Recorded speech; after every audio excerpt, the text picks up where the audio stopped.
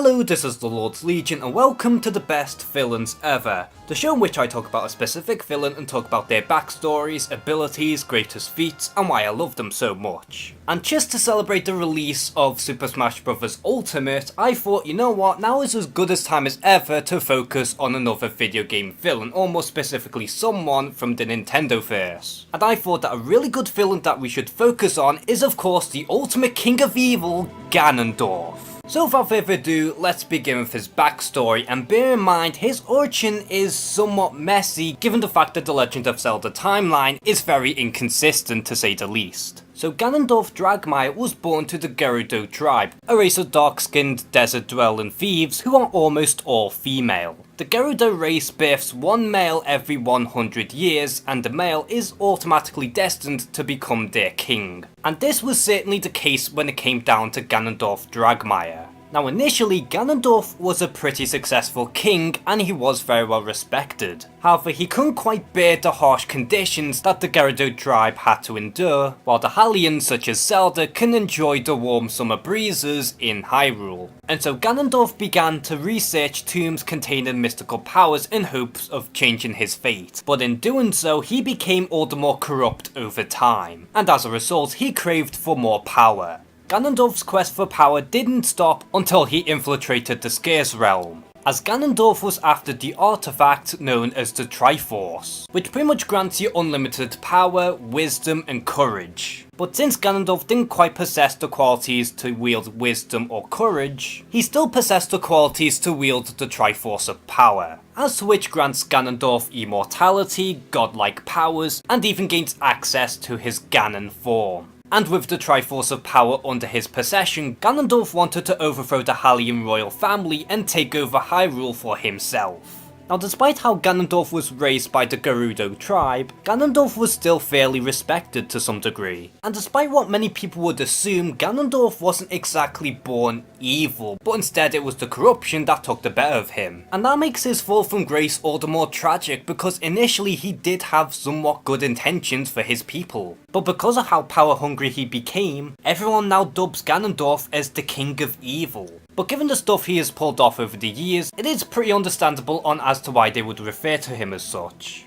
And as a little bonus, it has been heavily implied in the Skyward Sword that Demise placed a curse on the bloodlines of Link and Zelda in which his hatred would be reborn and attack their descendants in an endless cycle. And that Ganondorf is the personification of Demise's hatred. And although it isn't exactly 100% confirmed or anything, this does hold a lot of weight behind this. Now it's no secret that Ganondorf does possess a lot of powers and abilities at his disposal. For starters, Ganondorf possesses superhuman strength, genius level intellect, invulnerability and even immortality. The only things that can truly harm Ganondorf and even so much as kill him are of course light arrows and the Master Sword. But no matter how many times you kill him off, he will always come back.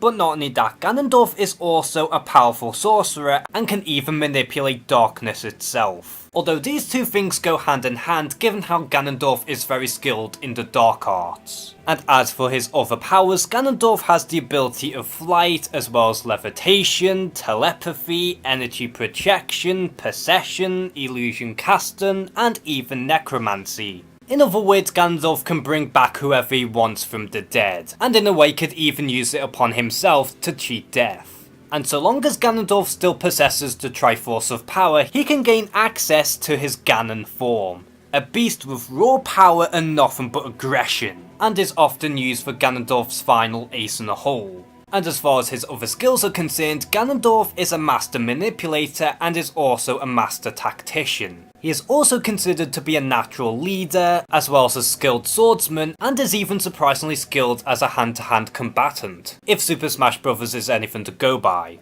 And with all of that raw power and skills at his disposal, it comes as no surprise that Ganondorf has achieved plenty of incredible feats over the years. And while some people could point out some of the inconsistencies given how the Zelda games are split into multiple timelines, it is rather difficult to pinpoint on what can be considered canon. But the whole point of me showcasing some of his greatest feats is to show how powerful he can really be. For starters, Ganondorf is so physically strong that he can easily collapse the floor with a single punch, which also causes seismic vibrations. But not only that, he can also collapse the whole of Hyrule Castle and can even destroy a wall with a single sword swipe. But not only that, Ganondorf plagues the Great Deku Tree with a chaos of monsters which ultimately killed the tree. And he also similarly plagues Lord Chabu Chabu, the Sora's patron deity, and Dodongo's cavern. Plus Ganondorf freezes several Soras in red ice. Not to mention that Ganondorf also imprisons Link in waves of darkness, as well as creating a giant ring of fire around the castle ruins, causing a thunderstorm, and can even generate 2 swords out of thin air. Not to mention that Ganondorf also imprisons Zelda in a giant crystal, as well as having the ability to summon spirits of horse riders to do his bidding, and can even resurrect a powerful dragon known as Volvaga. What's even crazier is that Ganondorf once created an endless night via chaos over the entire Great Sea, and this wasn't even Ganondorf at his full potential. But not to mention Ganondorf also transformed Minder into hit imp form, as well as controlling the entity known as the Helma Rock King.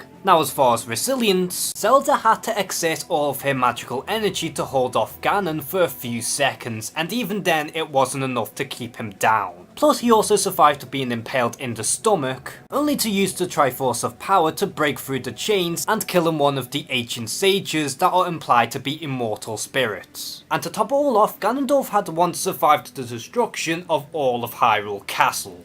Now when it comes down to reoccurring villains such as Ganondorf, it comes as no surprise that he has made several appearances in non-canon material, such as being a playable character in the Super Smash Bros. Series ever since Melee. As to which some people do have a distaste for this version of Ganondorf, since he is pretty much a clone of Captain Falcon, only slower. Although in more recent games he has developed his identity of his own, despite how it took a few more games to get there. Plus he was also one of the main villains in Hyrule Warriors, which is a pretty bizarre concept of a game, but even then he was still ridiculously fun. And I'm not gonna lie, I kinda like this design for Ganondorf, as it took elements from both Ocarina of Time's design as well as the Twilight Princess's design, and then sprinkled it with the traditional Dynasty Warriors flair to it. And then we also have the rather bizarre versions of Ganondorf, which I don't think we really need to touch upon them. Now what makes Ganondorf debatably the most feared villain from the Nintendo's Rogues Gallery is that he is by no means a pushover in the slightest, because Ganondorf is quite possibly the most powerful villain in the Legend of Zelda series, and above all else he is a rather calculated villain to boot. He is by no means a complicated villain as far as backstories are concerned, but whenever you think of villains who are considered to be pure evil, Ganondorf is one of the few that comes to my mind that I can actually label as the king of all evil. So because of his fall from grace origin story, as well as being both the brains and the brawn, and above all else just being the embodiment of evil, this is why I personally believe that Ganondorf is one of the best villains of all time. So are you a huge fan of Ganondorf, and what is your personal favourite appearance featuring the king of evil? Comment below and share some thoughts. And as always, thank you guys for watching this video. Please like and subscribe. Take care and have a good one.